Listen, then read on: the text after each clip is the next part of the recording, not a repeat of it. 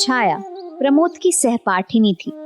प्रमोद नगर के एक प्रतिष्ठित और कुलीन ब्राह्मण परिवार का लड़का था और छाया थी नगर की एक प्रसिद्ध नर्तकी की इकलौती कन्या। नगर में एक बहुत बड़ा राधा कृष्ण का मंदिर था, जहां न जाने कितना सदाव्रत रोज बढ़ जाता था। सैकड़ों साधु संत मंदिर में पड़े पड़े भगवत जन करते, मनमाना भोजन करते और करते मनमाना अनाचार। छाया की माँ इसी मंदिर की प्रधान नर्तकी थी। मंदिर को छोड़कर दूसरी जगह वो गाने बजाने कभी न जाती। मंदिर के प्रधान पुजारी की उस पर विशेष कृपा थी, इसीलिए उसे किसी बात की कमी न थी। गंगा के किनारे उसकी विशाल कोठी थी, जहां से सदा संगीत की मधुर ध्वनि आया करती।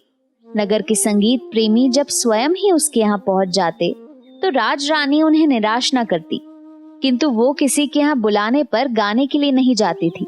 छाया इसी राजरानी की इकलौती कन्या थी। राजरानी की सारी आशाएं इसी कन्या के ऊपर अवलंबित थी।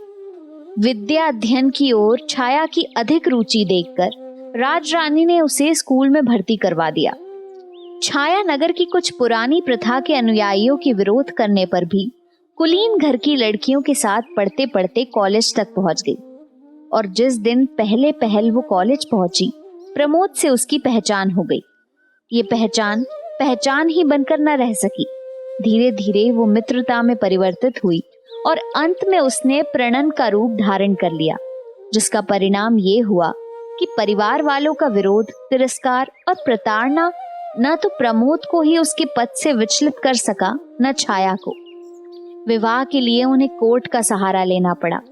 कोर्ट में रजिस्ट्री होने के बाद आर्य समाज मंदिर में उनका विवाह वैदिक रीति से संपन्न हुआ। अग्नि को साक्षी देकर वो दोनों पति पत्नी के पवित्र बंधन में बंध गए। बचपन से ही कुलीन घर की लड़कियों के साथ मिलते जुलते रहने के कारण उनके रीति रिवाजों को देखते देखते छाया के हृदय में एक कुल वधू का जीवन बिताने की प्रबल उत्कंठा जागृत हो उठी थी। प्रमोद के साथ विवाह सूत्र में बंधकर छाया ने उसी सुख का अनुभव किया। वो एक कुलवधू की ही तरह प्रमोद के इशारों पर नाचना चाहती थी। प्रमोद के नहा चुकने पर अपने हाथ से ही वो प्रमोद के कपड़े धोती। अभ्यस्त न होने पर भी दोनों समय प्रमोद के लिए वो अपने ही हाथ से भोजन बनाती और थाली परोसने के बाद जब तक प्रमोद भोजन करते वो उन्हें पंखा झला करती। प्रमोद के भोजन कर चुकने के बाद उनकी झूठी थाली में भोजन करने में वो एक अकथनीय सुख का अनुभव करती। इसके पहले इस प्रकार काम करने का उसके जीवन में कभी अवसर न आया था, किंतु धीरे धीरे उसने अपने आप को ऐसा अभ्यस्त कर लिया कि उसे कोई काम करने में कठिनाई न पड़ती। राजरानी को पुत्री की परिस्थितियों का पता लगता ही रहता था। वो सोचती कि मेरे साथ रहकर छाया यहाँ रानियों की तरह हुकूमत कर सकती थी। बड़े बड़े विद्वान रईस तक यहाँ आकर उसकी कदम बोसी कर जाया करते, किंतु उसकी तो मति ही पलट गई है। अपने आप ही उसने दासियों का सा जीवन स्वीकार कर लिया है। छाया को किसी प्रकार फिर से अपने चंगुल में फांस लेने के प्रयत्न में वो अब भी लगी रहती। वो सोचती, ऐशो आराम में पली हुई लड़की कितने दिनों तक कष्ट का जीवन बिता सकेगी, कभी न कभी चेतेगी और आएगी। किंतु छाया तो माता के घर के ऐशो आराम को घृणा की दृष्टि से देखती थी। यहाँ वो इस कष्ट में भी जिस सुख का अनुभव करती, उसकी आत्मा को जितनी शांति मिलती थी, उस रूप के हाट में, उस वैभव की चकाचौंध में उसके शतांश का भी स्वप्न देखना छाया के लिए दुराशा मात्र थी। छाया प्रमोद के विशुद्ध और पवित्र प्रेम के ऊपर संसार की सारी विभूतियों को निछावर कर सकती थी। प्रमोद के साथ ये छोटा सा मकान उसे नंदन वन से भी अधिक सुहावना जान पड़ता था। सारांश ये कि छाया को कोई इच्छा न थी। प्रमोद का प्यार और उनके चरणों की सेवा का अधिकार वो सब कुछ पा चुकी थी। प्रमोद के विवाह के बाद प्रमोद के माता पिता ने उन्हें अपने परिवार में सम्मिलित नहीं किया। अपने इकलौते बेटे को त्याग देने में उन्हें कष्ट बहुत था, किंतु प्रमोद के इस कृत्य ने समाज में उनका सिर नीचा कर दिया था। अतएव वह प्रमोद को क्षमा न कर सके। स्वाभिमानी प्रमोद ने भी माता पिता से क्षमा की याचना न की। अपनी समझ में उन्होंने कोई बुरा काम न किया था। इसीलिए शहर में ही पिता के कई मकानों के रहने पर भी वे किराए के मकान में रहने लगे। परिवार और समाज ने प्रमोद को त्याग दिया था। किंतु उनके कुछ अपने ऐसे मित्र थे जो उन्हें इस समय भी अपनाए हुए थे। अपने इस छोटे से इन्हें गिने मित्रों के संसार में छाया के साथ रहकर प्रमोद को अब और किसी वस्तु की आवश्यकता न थी। आर्थिक कठिनाइयां कभी बाधा बनकर उनके सुख के सामने खड़ी हो जाएंगी, प्रमोद को इसका ध्यान भी न था। कॉलेज के प्रोफेसरों और प्रिंसिपल की उनके साथ बड़ी सहानुभूति थी।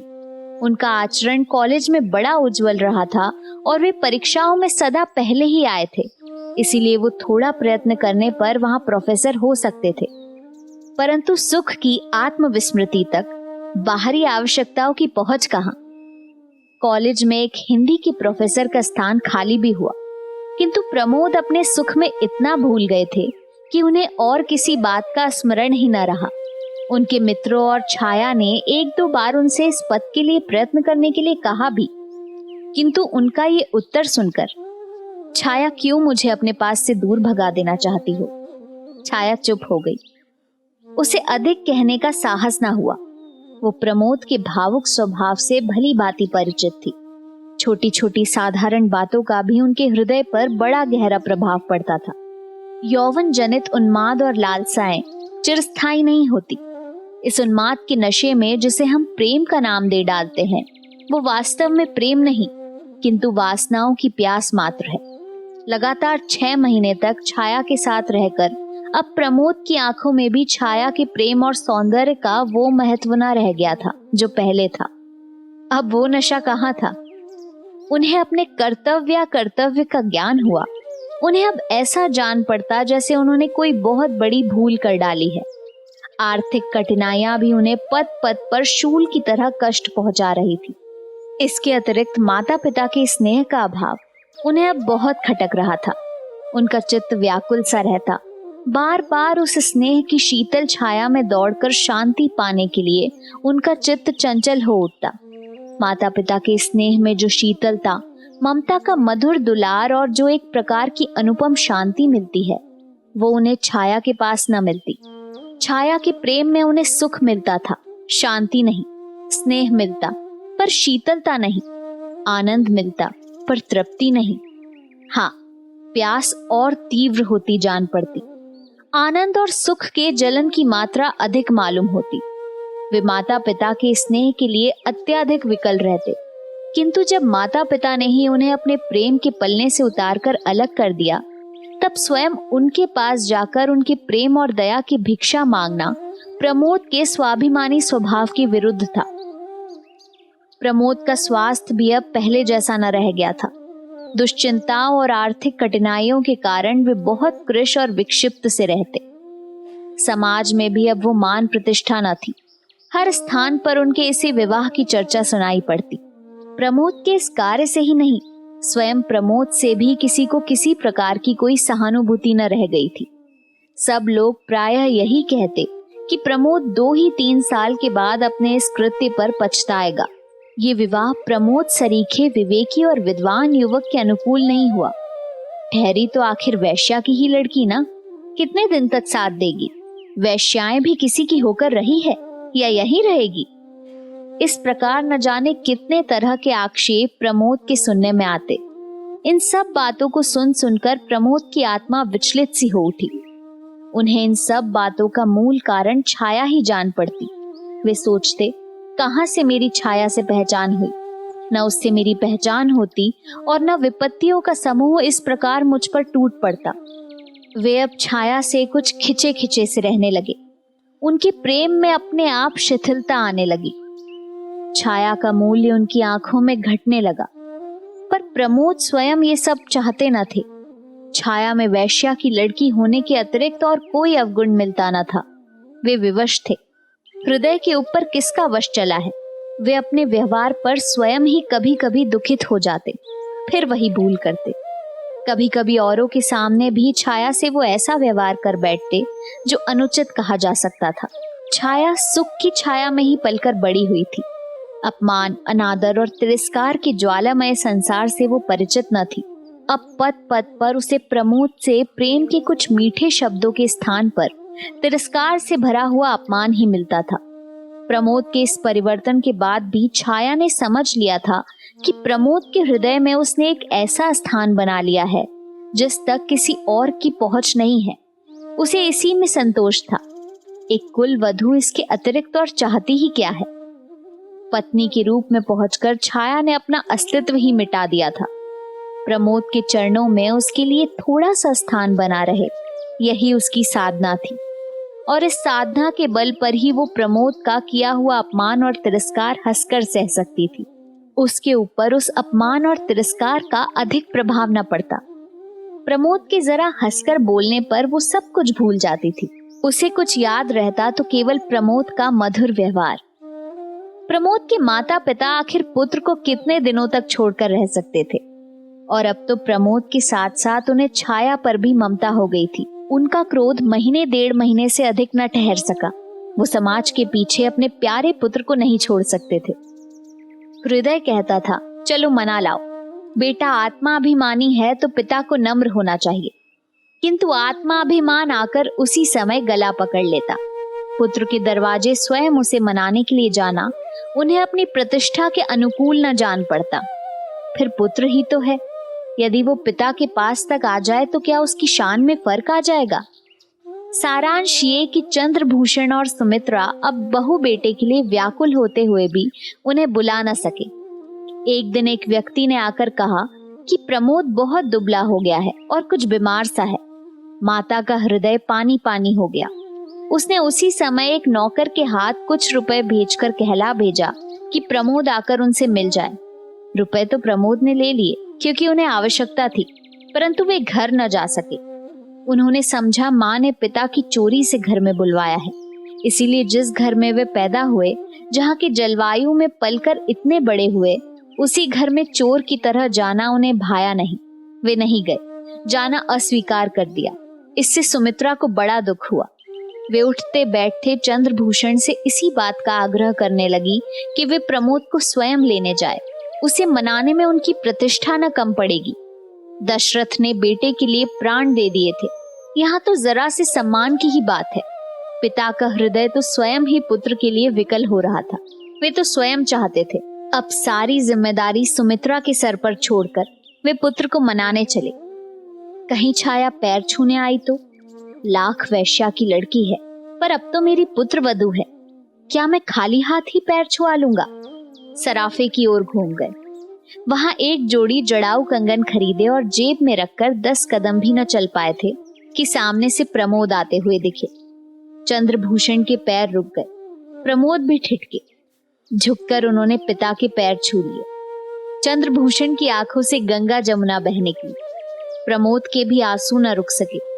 दोनों कुछ देर तक इसी प्रकार आंसू बहाते रहे। कोई बातचीत न हुई। अंत में गला साफ करते हुए चंद्रभूषण ने कहा, घर चलो बेटा, तुम्हारी अम्मा रात दिन तुम्हारे लिए रोया करती है।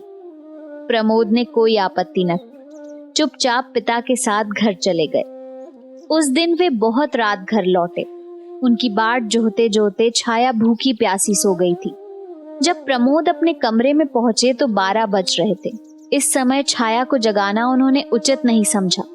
विलंब से लौटने का दुख था, जबकि वे भोजन कर चुके थे और छाया उनकी प्रतीक्षा में भूखी ही सो गई थी। उन्हें छाया के ऊपर दया आई। उसके सिर पर हाथ फेरते फेरते वे नींद की प्रतीक्षा करने लगे। छाया गाढ़ी निंद्रा में सोई थी। उसके चेहरे पर कभी हंसी और कभी विषाद की रेखा खिंच जाती थी। प्रमोद ये देख रहे थे।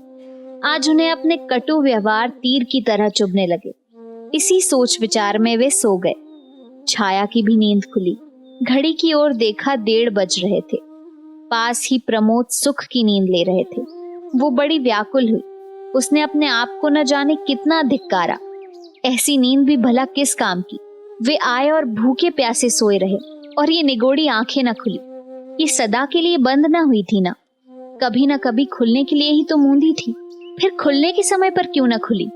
इसी प्रकार अनेक विचार उसके मस्तिष्क में आ आकर उसे विकल करने लगे। छाया फिर सो न सकी। बाकी रात उसने करवट बदलते ही बिताई। सवेरे उठकर उसने प्रमोद का कोट टटोला। उसकी जंजीर ज्यों की त्यों पड़ी थी। दूसरी जेब में 25 रुपए भी थे। जंजीर बेची भी नहीं, गिरवी भी नहीं रखी, फिर ये रुपए कहाँ से आए? प्रयत्न करने पर भी छाया इस उलझन को न सुलझा सकी। सवेरे प्रमोद सोकर उठे तब उनका चेहरा और दिनों की अपेक्षा अधिक प्रसन्न था। उठने पर उन्होंने छाया से पिता की मुलाकात, अपने घर जाने की बात और वहां के सब लोगों के व्यवहार और बर्ताव सभी बतलाए। छाया सुनकर प्रसन्न हुई, किंतु उस घर में छाया भी प्रवेश कर सकेगी या नहीं, न तो इसके विषय में प्रमोद ने कुछ कहा और न ही छाया को पूछने का साहस हुआ। अब प्रमोद की दिनचर्या बदल गई थी। वो सवेरे से उठते ही अपनी माँ के पास चले जाते, वहीं हाथ मुंह धोते, वहीं दूध पीते, फिर अखबार पढ़ते पढ़ाते मित्रों से मिलते जुलते वे करीब 11-12 बजे घर लौटते। इस समय उन्हें घर आना ही पड़ता, क्योंकि छाया उन्हें भोजन कराए बिना खाना न खाती थी। छाया को अब प्रमोद के सहवास का अभाव बहुत खटकता था, किंतु वो प्रमोद से कुछ न कह सकती थी। वो कुछ ऐसा अनुभव करती थी जैसे प्रमोद के चरणों पर अपना सर्वस्व निछावर करके भी वो प्रमोद को उस अंश तक नहीं पा सकती है जितना एक सहधर्मिणी का अधिकार होता है। इसी प्रकार 6 महीने और बीत गए। आज वही तिथि थी जिस दिन छाया और प्रमोद विवाह के पवित्र बंधन में बंधकर एक हुए थे। वो आज बड़ी प्रसन्न थी। सवेरे उठते ही उसने स्नान किया, एक गुलाबी रंग की रेशमी साड़ी पहनी, जो कुछ आभूषण थे वो सब पहनकर वो प्रमोद के उठने की प्रतीक्षा करने लगी। प्रमोद उठे और उठकर प्रतिदिन के नियम के अनुसार पिता के घर जाने लगे। छाया ने पहले तो उन्हें रोकना चाहा, किंतु फिर कुछ सोचकर बोली, आज जरा जल्दी लौटना। क्यों, कोई विशेष काम है? प्रमोद ने पूछा। आज अपने विवाह की वर्षगांठ है। कुछ प्रसन्नता और कुछ संकोच के साथ छाया ने उत्तर दिया। होगी, उपेक्षा से कहते हुए प्रमोद ने साइकिल उठाई और वे चल दिए। छाया की आंखें डबडबाई। वो कातर दृष्टि से प्रमोद की ओर तब तक देखती रही जब तक वे आंखों से ओझल न हो गए। फिर भीतर आकर अन्य मनस्क भाव से घर के कामकाज में लग गई। भोजन में आज उसने कई चीजें जो प्रमोद को बहुत पसंद थी बनाई, किंतु इधर भोजन का समय निकल जाने पर भी प्रमोद घर न लौटे तो वो चिंतित सी हुई। उससे रहा न गया। उठकर वो प्रमोद के घर की तरफ चली। जहां न जाना चाहती थी वहीं गई, जो कुछ न करना चाहती थी वही किया। घर के सामने पहुंचकर उसने देखा कि चंद्रभूषण तख्त पर बैठे हैं। छाया को देखते ही वे कुछ स्तंभित से हुए। छाया को ससुर से इस सद्व्यवहार की आशा न थी। वो उनके इस व्यवहार पर बड़ी प्रसन्न हुई। उसकी समझ में न आता था कि वो प्रमोद के विषय में कैसे पूछे। इसी पशुपेश में वो कुछ देर चुपचाप खड़ी रही। अंत में अपने सारे साहस समेट कर उसने पूछा, वे कहाँ हैं? किसे? प्रमोद को पूछती हो? वो तो इधर कल शाम से ही नहीं आया, पर हाँ, वो प्रायः मिस्टर अग्रवाल के यहाँ बैठा करता है। तुम ठहरो, मैं उसे बुलवाए देता हूँ, चंद्रभूषण ने उत्तर दिया।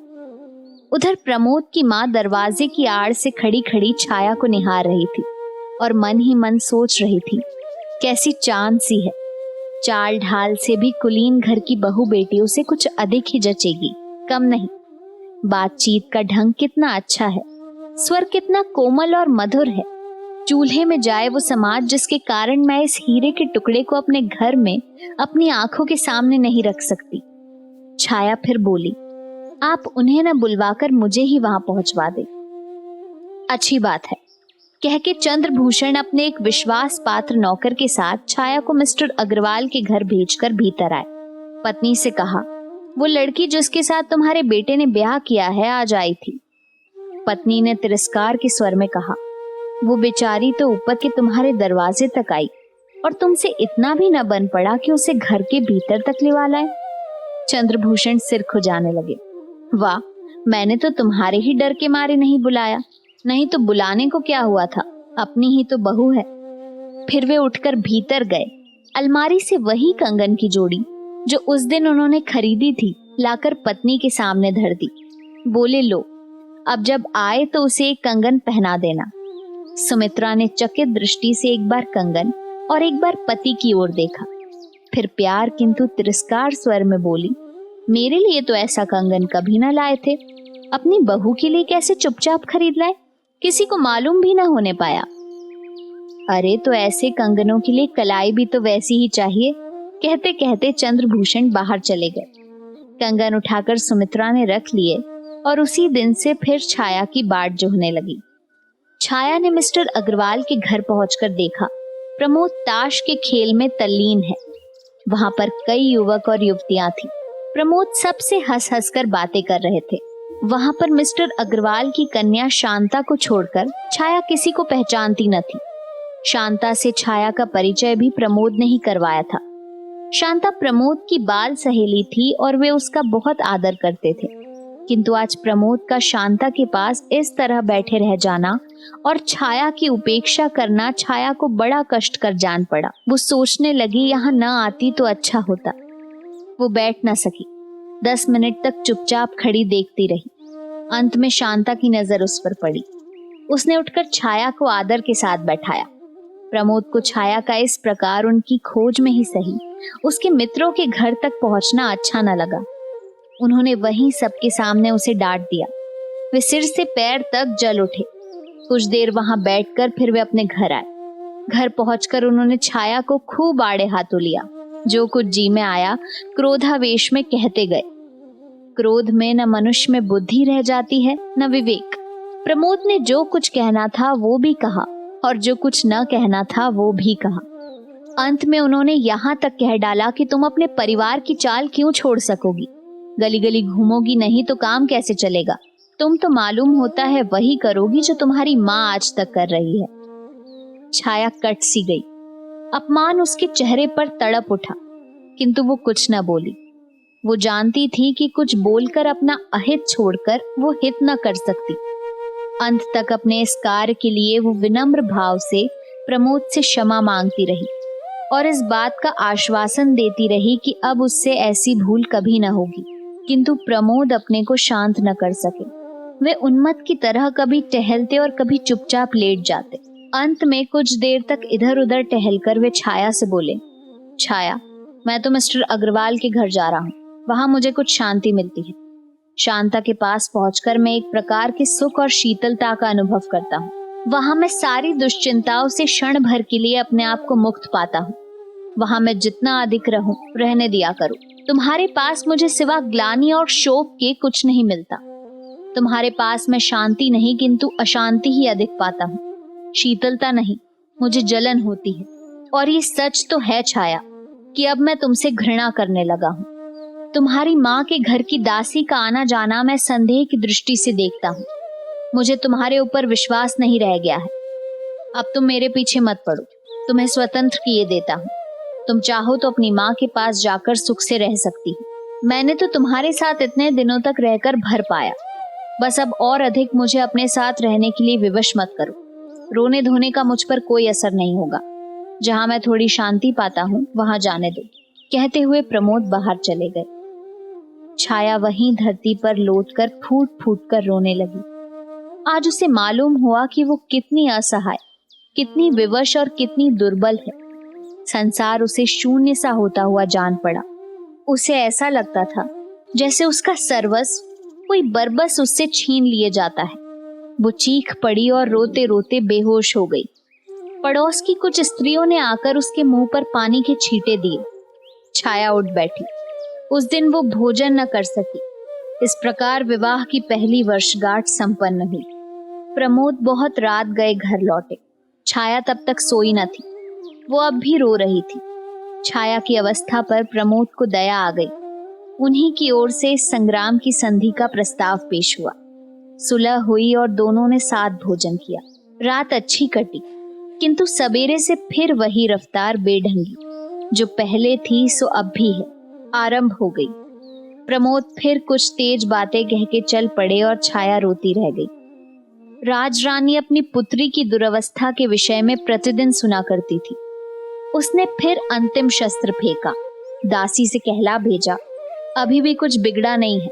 छाया चाहे तो आकर मेरे साथ सुख से रह सकती। ये इतनी बड़ी कोठी और लाखों की संपत्ति उसी की है। वो इतना कष्ट क्यों झेल रही है? अभी उसकी माँ तो जीवित है, इतना तो सोचे। छाया ने उसके उत्तर में माँ को कहला भेजा, मेरी नसों में सीता और सावित्री का खून दौड़ रहा है। मैं आर्य महिला हूँ। मैं अपने पति के चरणों को छोड़कर नहीं जा सकती।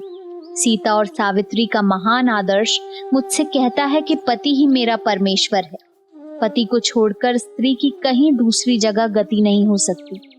उनसे कहना कि मेरी माँ तो मर चुकी है, मैं उन्हें अपनी माँ नहीं समझती। मेरी माँ होती तो मेरी ही तरह पवित्र जीवन बिताती। इस उत्तर से राजरानी के स्वाभिमान को धक्का सा लगा। उसने सोचा अभी और ठोकरे खाने के बाद उसकी अक्ल ठिकाने आएगी, तब अपने आप चली आएगी। जैसे ही दासी घर से बाहर निकली, प्रमोद ने घर में प्रवेश किया। वो सिर से पैर तक जल उठे। घर के अंदर जाते ही उन्होंने बेकसूर ही सारा क्रोध छाया पर उतार दिया। छाया के हर छोटे छोटे कार्य को अब वे संदेह की दृष्टि से देखते थे। उन्हें उसके ऊपर विश्वास न रह गया था। उसकी हर एक भाव भंगी में उन्हें कुछ छल, कुछ धोखा दृष्टिगोचर होता था। उन्होंने दासी के आने का कारण पूछा और छाया के सच सच कह देने पर भी वे विश्वास न कर सके। क्रोध में उन्मत्त से हो रहे थे। क्रोध के साथ बोले, छाया तुम जाओ, जाओ अपनी माँ के साथ रहो, मेरा पिंड छोड़ दो। तुम्हारे साथ रहने से मुझे कष्ट भर होता है और कुछ नहीं। मैं अपने आप तो तुम्हें छोड़ नहीं सकता। तुम अपने आप ही अपनी माँ के पास चले जाओ तो मेरे ऊपर किसी प्रकार की जिम्मेदारी न रह जाएगी। मेरा कहना मानो, मुझे इस बंधन से मुक्त कर दो छाया। तुम भी सुख से रह सकोगी, मैं भी सुख से रहूंगा। छाया ये बातें चुपचाप सुन रही थी। उसकी आंखों से आंसू बहते जाते थे। उसने हिचकियों के साथ कहा, प्रमोद तुम बंधन से मुक्त होना चाहते हो तो मैं कर दूंगी। व्यंग और उपेक्षा की हंसी के साथ प्रमोद ने कहा, हाँ यही चाहता हूँ छाया, मुझे बंधन से मुक्त कर दो। जिस दिन तुम मेरी इतनी बात मान लोगी मुझे बड़ी शांति मिलेगी। शाम को घर लौटकर प्रमोद ने देखा छाया अपने जीवन की अंतिम सांसें ले रही थी। उसकी आंखें कदाचित एक बार प्रमोद को देख लेने की प्रतीक्षा में खुली थी। प्रमोद के आते ही एक हिचकी के साथ उसकी आंखें सदा के लिए बंद हो गई। प्रमोद पागलों की तरह छाया की लाश पर गिर पड़े। आज भी प्रमोद नन्ही सी पोटली जिसमें छाया का चित्र और उसका अंतिम पत्र है, बड़ी सावधानी से हृदय से लगाए हुए नगर के सुनसान स्थानों में या खंडरों में देखे जाते हैं। वे न कभी किसी से बोलते हैं और न किसी की बात का उत्तर देते हैं। हाँ, अपने आप ही वे कभी कभी एक विचित्र प्रकार की आवाज से कुछ कहते हैं जिसको बस वे ही समझते हैं और कोई नहीं।